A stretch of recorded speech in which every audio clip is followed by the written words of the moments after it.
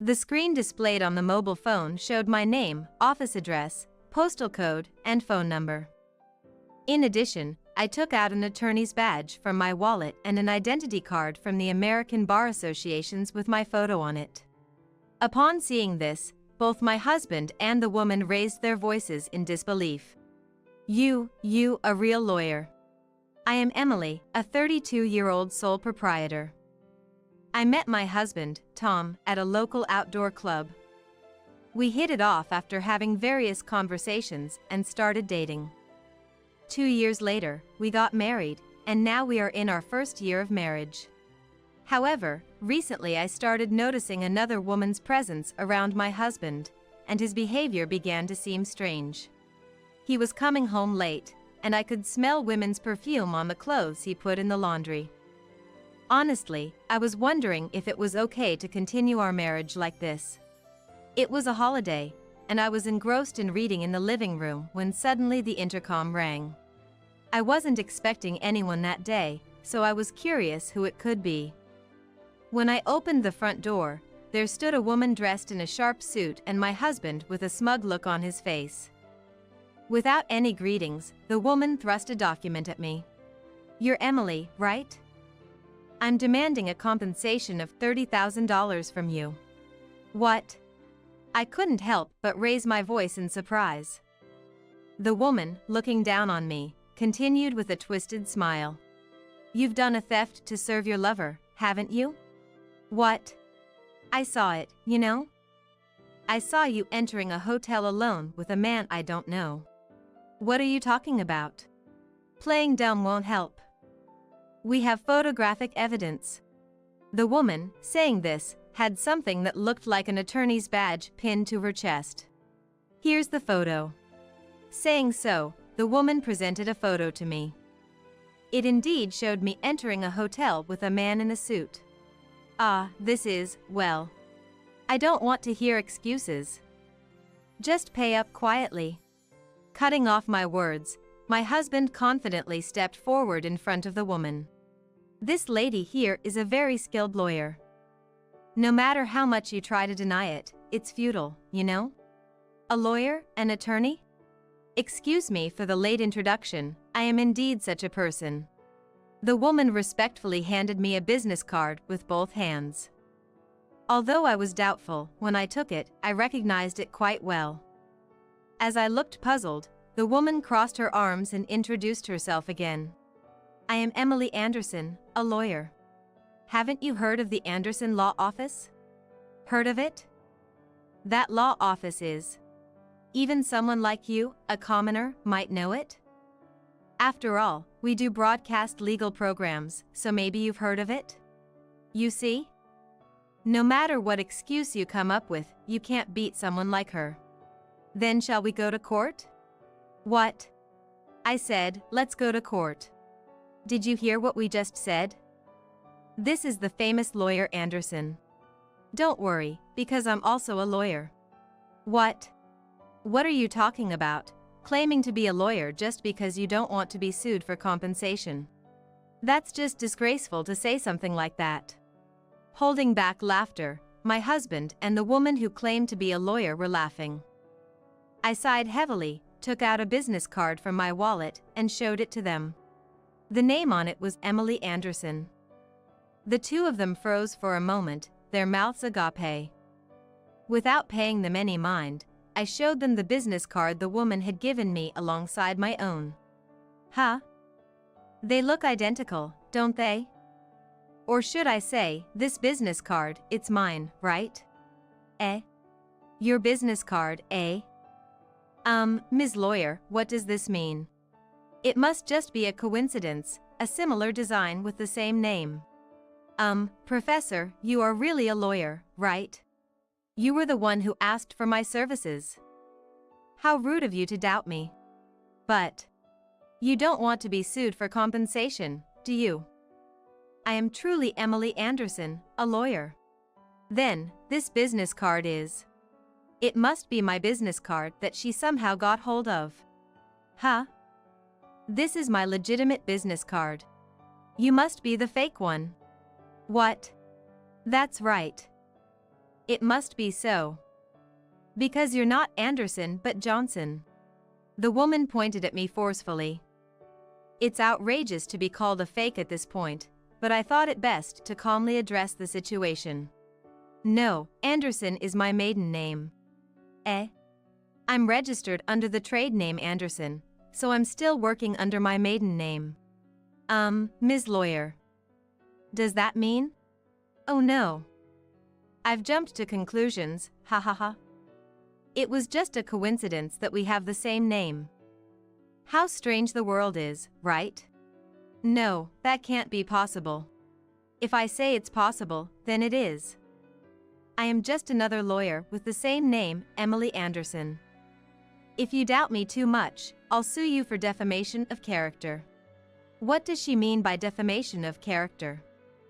Initially, I wanted to resolve this amicably since it's my day off, but it seems I'm being threatened with a compensation claim. Moreover, she's taking an aggressive stance, so I've decided to deal with this thoroughly. Then, what's your registration number? What number? Your lawyer's registration number. If you are a real lawyer, you would have one, right? Oh, yes. The registration number, of course I have it. The number. So, what is it? Let me think, what was it? I don't use it often, so I've forgotten. No, you must remember your own number, right? Anyone can forget something like that, right? Then how about the badge number? If it's a real lawyer's badge, the number should be written on it, right? Oh, really? The woman suddenly turned pale and froze, clutching the badge on her chest. It's likely that she's a fake.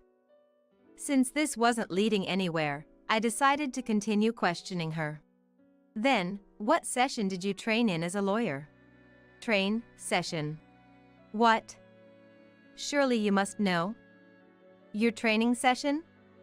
You must have gone through it to become a lawyer, right? At the Judicial Training Institute. Judicial Training Institute? Hey, what's that? What do you mean? It's the first place you go to after passing the bar exam.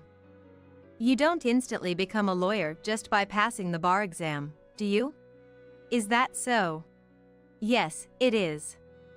Because the bar exam is not just for lawyers, but also for those who want to become prosecutors or judges.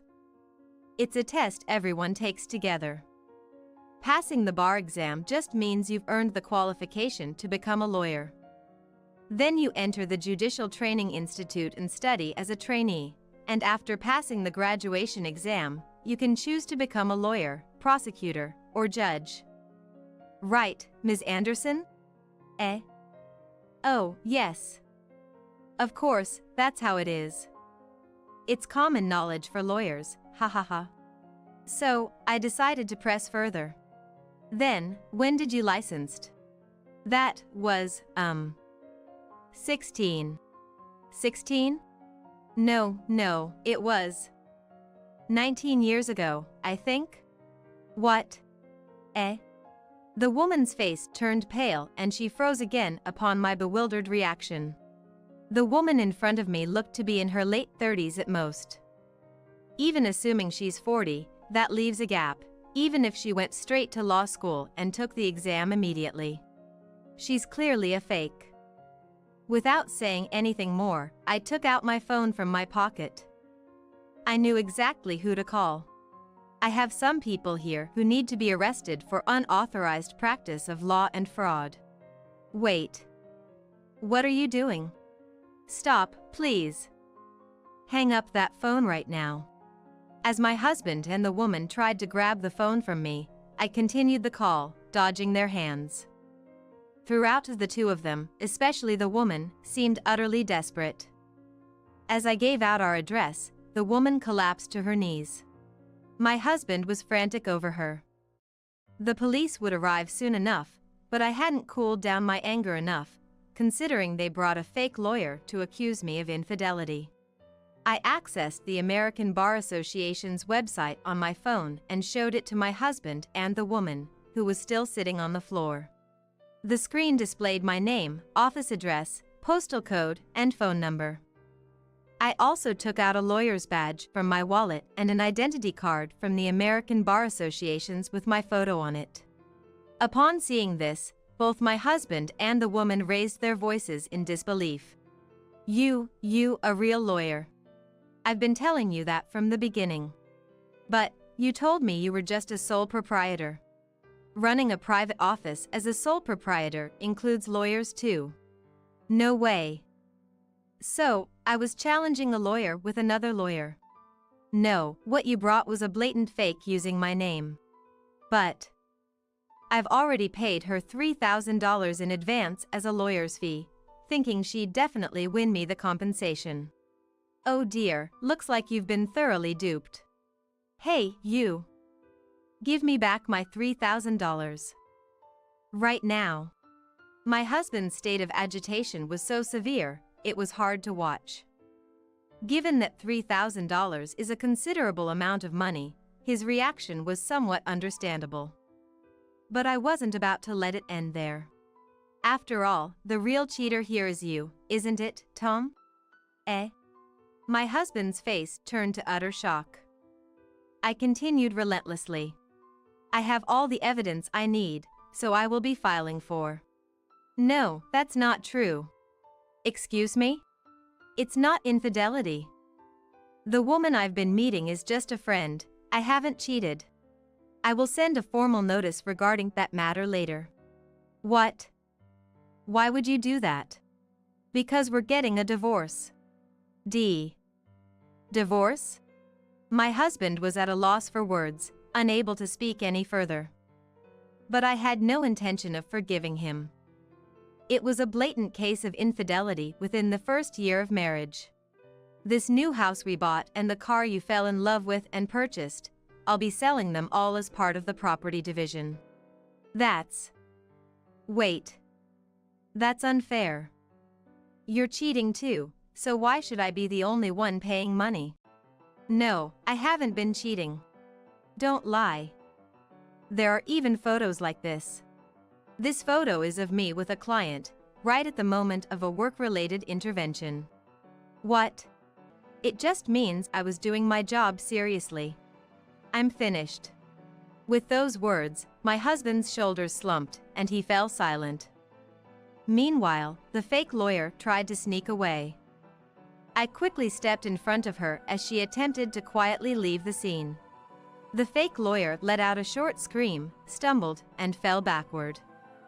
I crouched in front of her with a smile and said, "You didn't think you could escape, did you?" as my smile broadened. The fake lawyer hurriedly assumed a prostrating posture. "Please, I beg you, let me go. It was just a momentary lapse. I regret it. I won't do it again. No way. Please.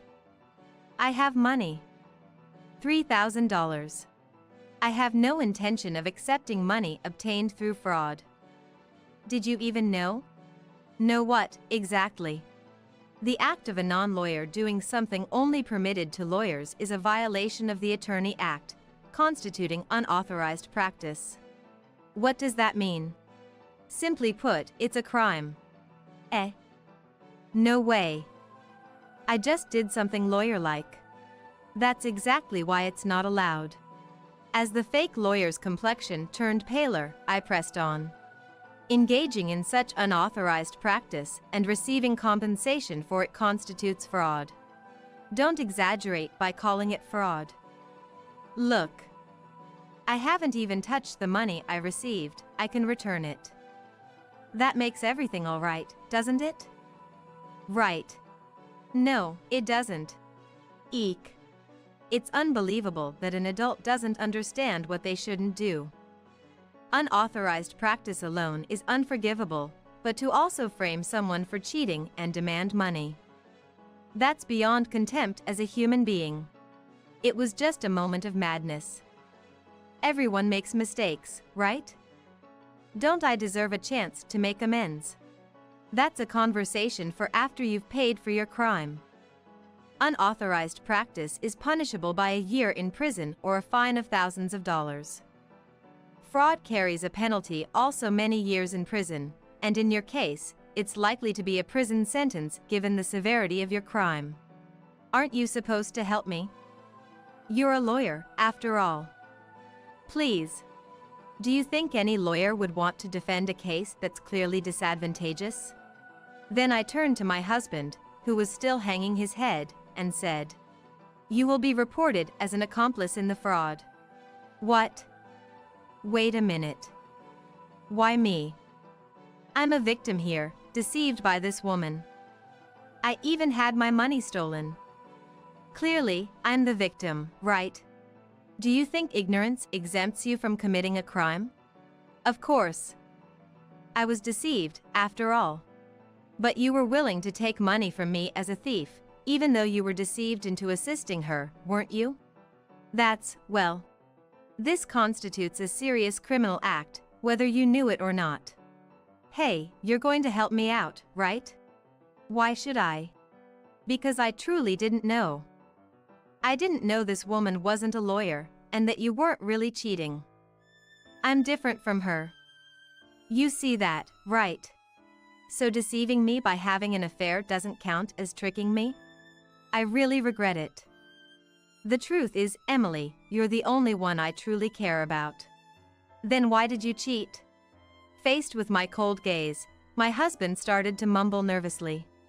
That's because you're not that pretty. Excuse me? That's why. Since you're not that beautiful, I got distracted by someone else. Then why did you marry me in the first place? I had no choice. At that time, you seemed the best option I had. If you had been more beautiful from the start, I wouldn't have thought about cheating. You see? So, it's partly your fault too. Why didn't you make an effort to become more beautiful so I wouldn't cheat? I was so astounded that I burst out laughing. The man in front of me, still technically my husband, wasn't nearly handsome enough to make such a statement. Seeing this, my husband immediately turned red and yelled, "What are you laughing at? Because, don't you realize? You're not exactly in a position to judge others. What are you trying to say? Just that you're not handsome enough to be making comments like that. Shut up, shut up, shut up." While he was shouting, the police arrived. My husband and the fake lawyer, who was now in a state of shock, were both taken away, still screaming. Subsequently, both received prison sentences due to the severity of their actions. Furthermore, I filed for property division in civil court against my husband. Even after serving his sentence, he will face a tough time with a criminal record and a significant payment. There seems to be no bright future for either of them. As for me, I continue my busy life as a lawyer. After moving to a new apartment post-divorce, I reconnected with a male classmate from high school. We had a great time reminiscing and exchanged phone numbers. He recently asked me to have dinner with him, and I must admit, I'm quite excited. However, I have learned from this experience. If marriage ever becomes a topic again, I will be sure to be more discerning, remembering my ex-husband as a reminder to stay cautious.